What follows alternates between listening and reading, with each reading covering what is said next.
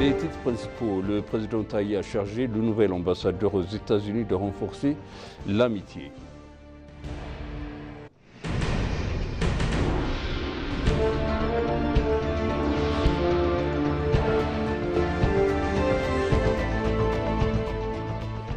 Le président Taï a chargé le nouvel ambassadeur aux États-Unis de renforcer l'amitié.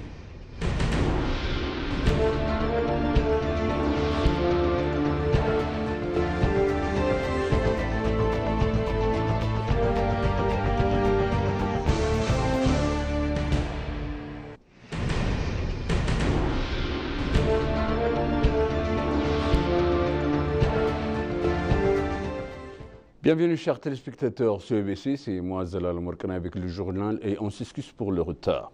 Le président Taï Selassie a chargé le nouvel ambassadeur éthiopien aux États-Unis, Ben Alpha Doualem, de consolider une amitié de longue date entre les deux pays. L'ambassadeur Ben Alpha a prêté serment en présence du président Taï Selassie pour protéger les intérêts nationaux de son pays et de s'acquitter de ses fonctions au mieux de ses capacités. Au cours de la cérémonie, le président a souligné l'importance du service des intérêts de l'Éthiopie. Le président a souligné la nécessité de maintenir et de renforcer les liens diplomatiques entre l'Éthiopie et les États-Unis. Le ministre des Affaires étrangères, Gédéon Timotheos, a pour sa part révélé que l'Éthiopie et les États-Unis entretiennent des relations diplomatiques depuis plus de 120 ans, soulignant la nécessité de continuer à renforcer ce lien.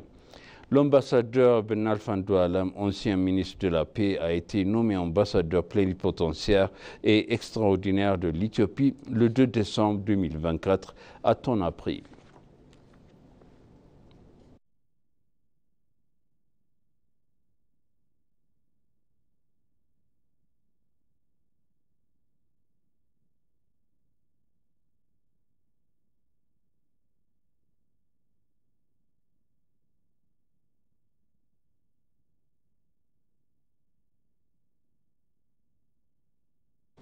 Le secrétaire général du parti tanzanien Cham Mapinduzi, CCM, Emmanuel Nchimbi, a souligné la nécessité d'une collaboration entre l'Éthiopie et la Tanzanie pour surmonter les multiples défis mondiaux alliant au changement climatique à la sécurité.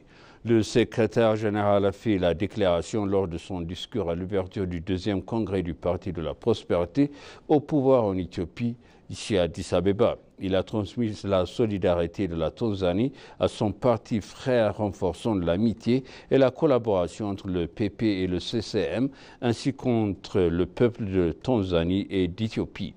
Le secrétaire général a également exprimé l'engagement de son gouvernement à poursuivre son partenariat avec l'Éthiopie pour révéler les défis mondiaux et favoriser le développement économique dans l'intérêt mutuel des deux pays.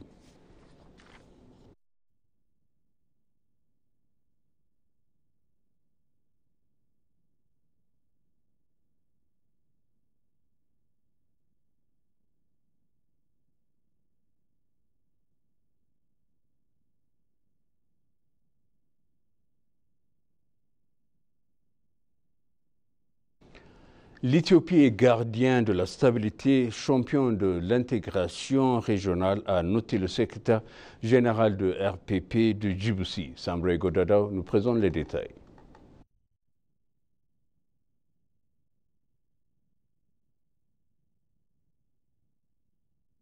Le secrétaire général du Rassemblement populaire pour le progrès et ministre des Finances djiboutien, Ilyas Moussa Daoular, décrit l'Éthiopie comme un gardien de la stabilité et un champion de l'intégration économique régionale. Le secrétaire général a fait cette remarque dans son discours de solidarité prononcé à l'ouverture du deuxième congrès du Parti de la Prospérité au pouvoir en Éthiopie à Addis Abeba hier. Daoular a déclaré que plus que jamais, l'Éthiopie doit continuer à jouer un rôle de premier plan de la promotion et de la paix et de la stabilité régionale, la transformation économique et le renforcement des liens entre les nations de la région.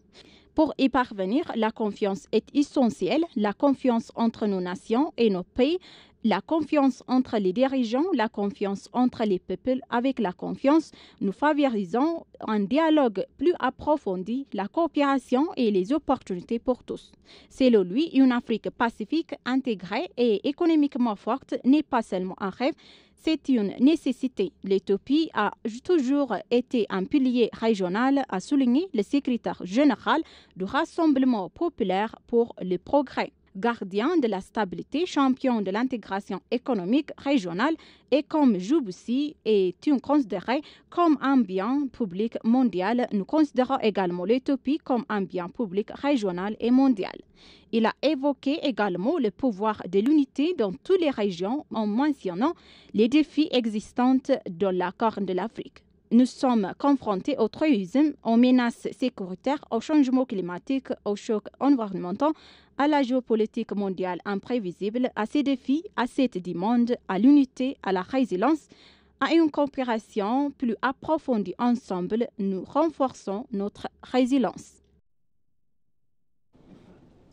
Le président du Parti de la Prospérité et le Premier ministre Abiy Ahmed ont souligné le rôle central du Congrès dans la définition de la trajectoire de l'Éthiopie pour les années à venir.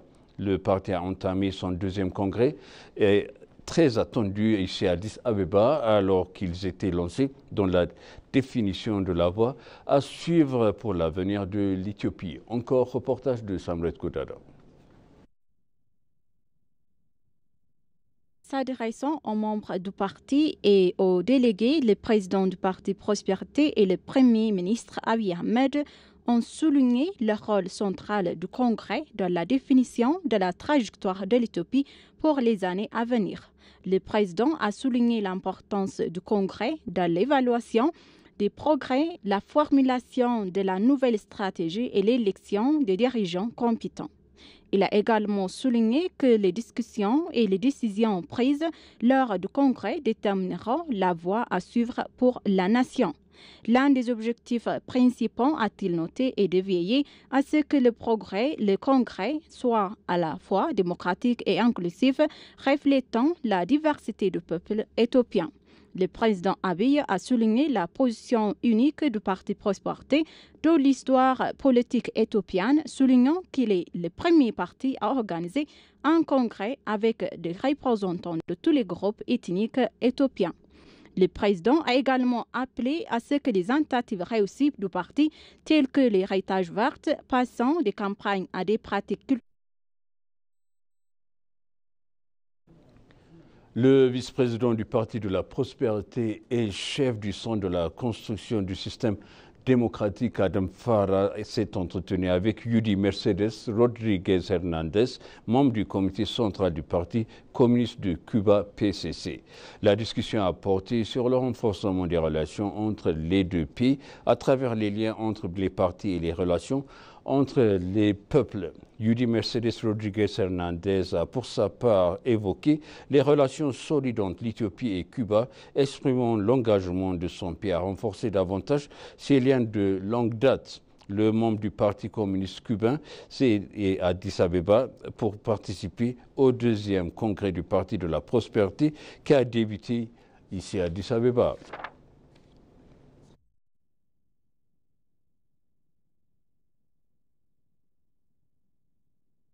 La réunion du Comité technique national des hauts fonctionnaires du BRICS s'est tenue jeudi au ministère des Affaires étrangères pour délibérer sur les activités du BRICS en 2025 sous la présidence brésilienne du BRICS. La réunion a été présidée par l'ambassadeur Menelik Alamou Guetaron, conseiller politique spécial du ministère des Affaires étrangères.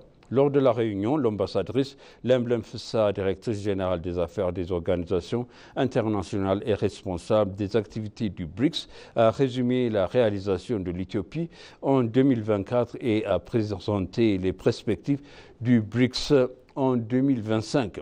L'ambassadrice Lemblem a noté que le BRICS est une plateforme cruciale supplémentaire pour l'Éthiopie pour favoriser les partenariats qui aident à réaliser ses intérêts nationaux et ses objectifs de politique étrangère. La réunion est délibérée sur les perspectives BRICS 2025 de l'Éthiopie. Il convient de rappeler que le Brésil a officiellement assuré la présidence du BRICS le 1er janvier 2025 et présidera les travaux du partenariat qui compte désormais 11 pays BRICS et 9 États partenaires.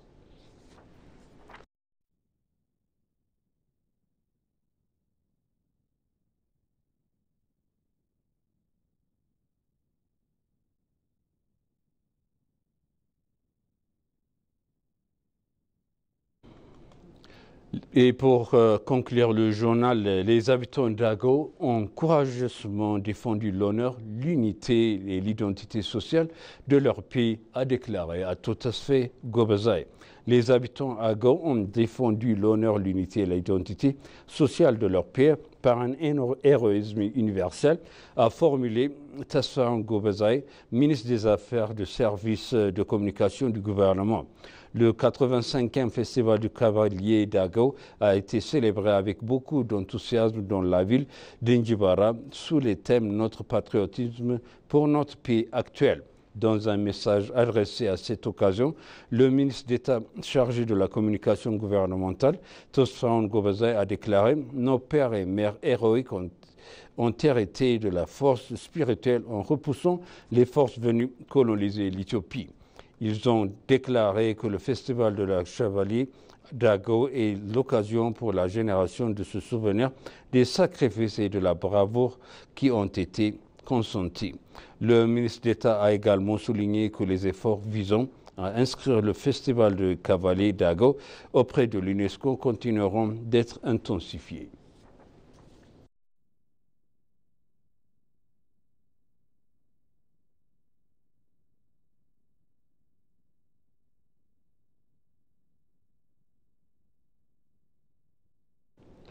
Et maintenant, je rappelle les titres principaux. Le président Taï a chargé le nouvel ambassadeur aux États-Unis de renforcer l'amitié.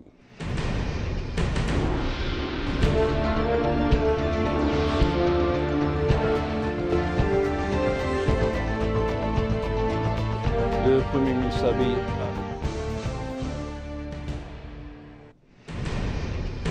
Le président Taï a chargé le nouvel ambassadeur aux États-Unis de renforcer l'amitié.